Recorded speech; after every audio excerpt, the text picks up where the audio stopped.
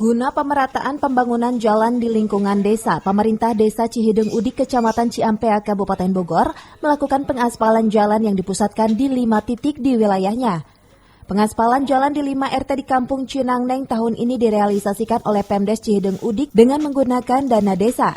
Pasalnya, jalan lingkungan tersebut sudah rusak dan licin saat hujan turun. Pengaspalan ini langsung dipantau oleh Kepala Desa, Babinsa, Babin Kamtibmas, Pol PP, dan LPM, serta BPD, juga perangkat RT dan RW setempat. Ya, pengaspalan ke jalan gang ini memang kan kebutuhan dan usulan warga masyarakat yang diwakili oleh para ketua RT. Memang melihat kondisi jalan juga memang syarat kebutuhannya, dan terlebih kalau musim hujan itu kan kelihatan nampak licin ya.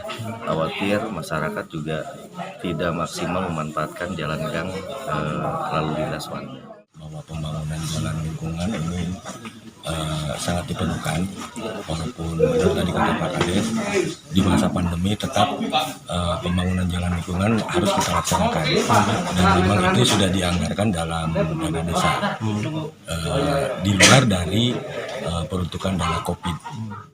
Pengaspalan jalan dengan panjang 1.615 meter ini diharapkan mempermudah mobilisasi masyarakat sehingga dapat meningkatkan perekonomian warga sekitar.